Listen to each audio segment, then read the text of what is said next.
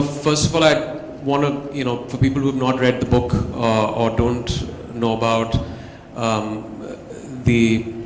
my son's cancer, I'll give you a bit of a lowdown on what happened in 2014. My son was at that time 3 years, 10 months, and he was diagnosed with a condition called Wilms tumor. It's a very rare case of kidney cancer. It happens to a very small percentage of kids worldwide. And my son happened to be part of that unfortunate percentage of kids. This discovery of this cancer, the first very bizarre symptoms were over a very usual brunch at a 5-star restaurant in Mumbai when we had come back from a New Year trip in January. And there was no accompanying fever, there was no vomiting, there was no discomfort that my son had. He was extremely ill. He's a very, very positive, very, very energetic kid. And that day he happened to pass blood in his urine. And we as parents obviously freaked out. We took him to the nearest hospital. That's where we all get treated. That's in Khar, Hinduja. And his pediatrician, Dr. Ajit there, did the tests. And we found a 9-centimeter tumor that was growing on top of his left kidney. And, for any parent, and I speak for ourselves, for me and my wife, when we heard the news, it's like the ground beneath our feet had been ripped off. Cancer, the perception of cancer for a layperson like me, and I consider myself as a layperson because with education, with even staying in Mumbai, you've heard of people get cancer, but you don't actually go to the depths of it unless you have someone close to you diagnosed with the disease. My perception of cancer was this monster that is going to take my son's life. Because of a lot of things, maybe the way it's been projected in the media, maybe the way just the general vibe of what cancer has done worldwide. It has overtaken heart disease over the past decade. It's very prevalent in our country, in rural and because of urbanization in most of the places. And you're constantly hearing about deaths related to cancer. And that was my, prime fear at that point of time, that this is going to take my son's life. The perception changed when I started informing myself, when I started reading up a lot about cancer and demystifying a lot of things about this dreaded disease. I realized that 70 to almost 95%, in my son's case, the prognosis is extremely good. Wilms tumor is one of the best prognosis as far as cancer goes. It's highly treatable, and that was very heartening for me to know. But that was a revelation that happened over the course of 2 months after reading. So I had an agonizing 2 months. And, but still, it really took the life out of us when we heard the news. There's no way of encompassing that in words or trying to explain what a parent goes through. It's worse than being confronted with your own mortality, hearing that your 3-year-old son has got cancer. And our lives have changed ever since. We've started living a very new kind of normal. You make peace with the cancer in a way. It's this factor in the house. It's there in conversations that wasn't there. You can't wish it away. And your perception changes, and then you have to fight the good fight against this disease and make sure you don't let it get the better of you or your family. And that's exactly what we did. Yeah, Emraan, and I think I just read through the book, and you have constantly mentioned a positive message there. I mean, Superman. We use the analogy of superheroes in the book. So, yes. so I think, do you wish that in some ways the media should, or the general public should have more positive news coming out? Because as I always tell my patients, a lot of times, people proudly say that I've got an angioplasty done at a 7-star hospital, but nobody says that I've got cancer treated at an XYZ place. So do you think that kind of positive news should come out? More people. I just I just wish positive news sold as much as bad news did. That's the unfortunate part. But yes, I mean, there's also projections in the media that bring about positive effects of cancer, but there's no running away from the fact that it is the major killer worldwide today. So there is this dread that, there is this underlying feeling that what if, and another reason is when you have something like a diabetes or a heart, you deal with it. You have terms that you are constantly have been thrown towards you, which is 5-year survival. Your fight doesn't end after your chemotherapy or radiation. It is another psychological problem you go through for 5 years. We're still dealing with it. My son is on 2.5 years now, which is he's out of the red right now. But there are a lot of factors with cancer that actually add up the fear syndrome that we all have when we hear about cancer. Well, first of all, I'd like to speak personally about our experience and the psychological impact of our son being diagnosed with this cancer. First and foremost, as parents, you go through a variety of emotions, ranging from anger, guilt, sadness. Guilt because, at that age, you're making most of the choices for your kid, and you feel that maybe it's something that you did wrong, maybe you fed the kid something wrong, there was something wrong with the nutrition, and that has a very, very deep psychological impact, that had a deep impact on us. When we heard the news, obviously it was the worst part, and post that, every day was like a new hurdle. There was post that the surgery which we had, which was the 4 longest hours of our lives, having the tumor removed, and we lost the kidney also, because that's generally how you deal with a case where it is 9 centimeters.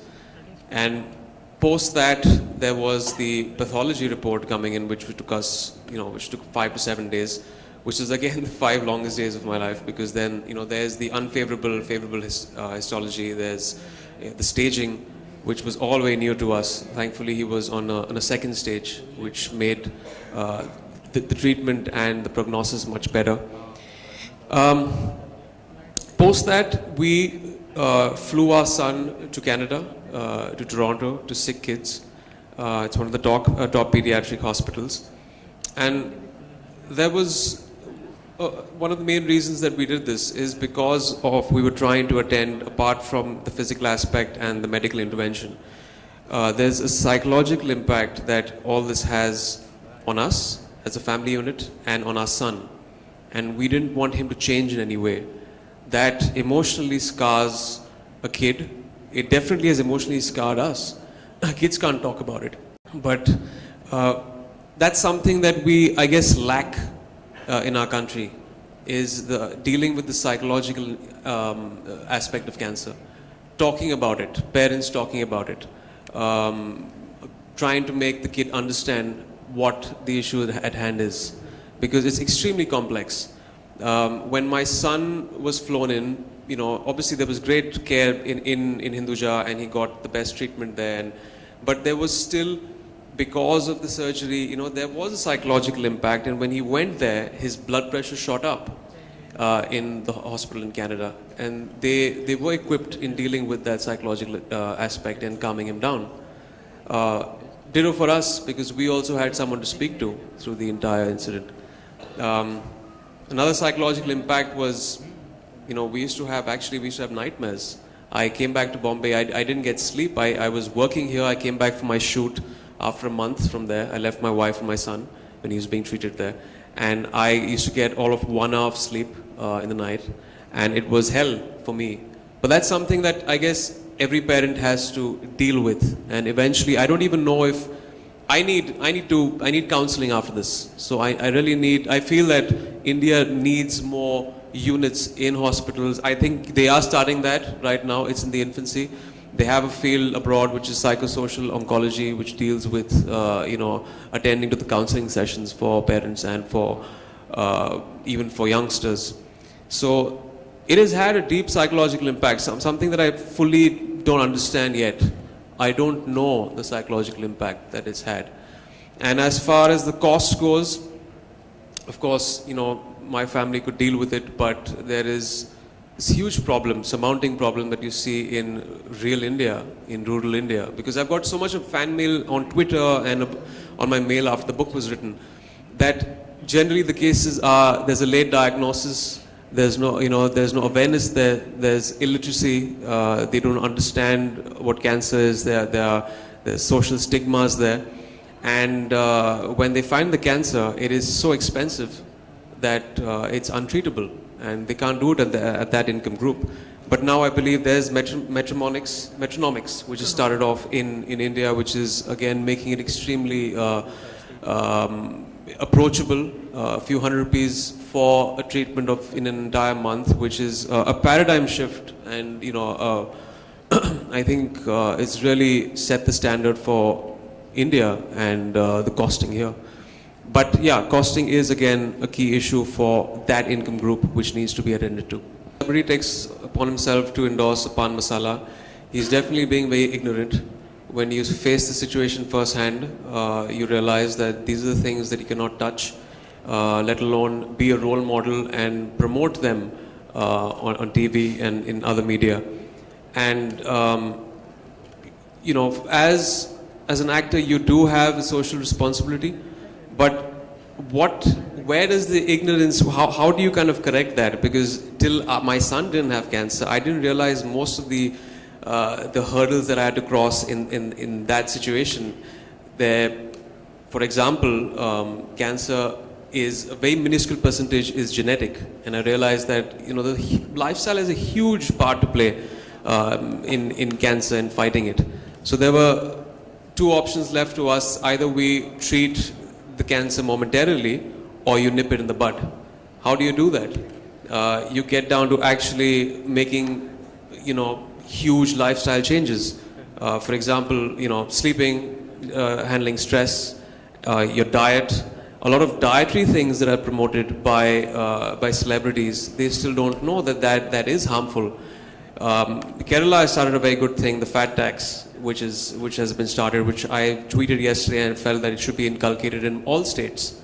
And as far as cigarette smoking, as far as smoking goes, I feel, forget about taxing, it should be banned. We know that back in the 80s and the 70s, there was this huge problem with the tobacco lobby where there was not enough evidence to prove that tobacco was actually causing lung cancer. And this debate went along for the longest time. And I think the last Marlboro ad was promoted in 1990. And after that, there was this thing on packages saying that it is injurious to health. Who is going to tell people, the system is not telling people that fast food joints, your burgers, your juices, all that is actually adding up. There are carcinogens out there. Who's going to inform people about all those things? So there's a lot of things that the system needs to put forth and say that these are harmful and this is cancerous. So that is not even there in our consciousness. That is not there in our awareness. Forget about in the rural areas. It's not there in education, educated sections in Mumbai. We don't know about it.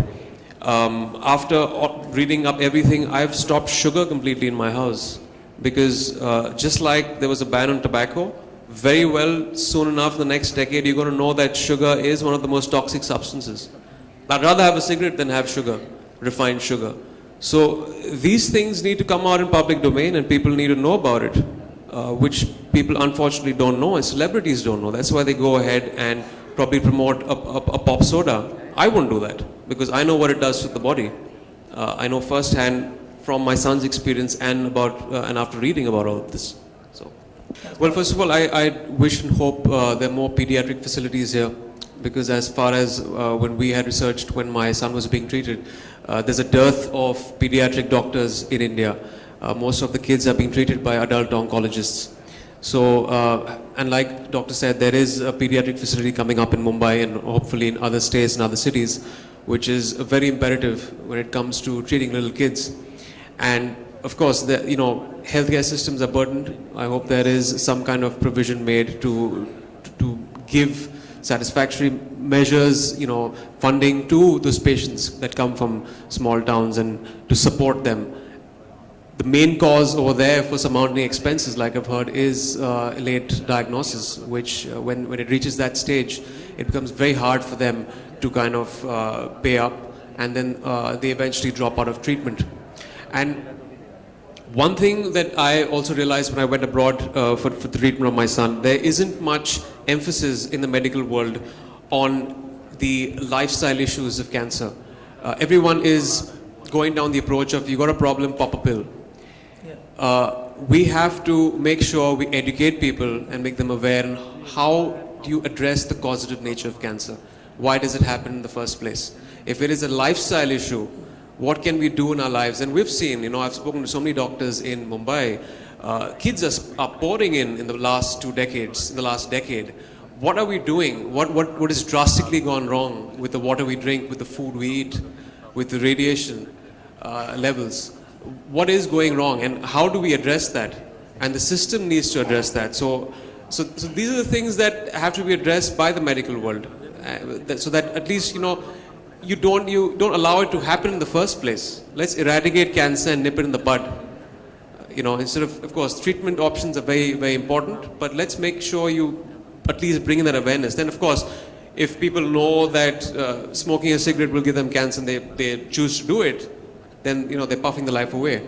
But at least as far as kids go, there's the choice you make for them. So it's very important for parents also to kind of be educated, and for the government to do that.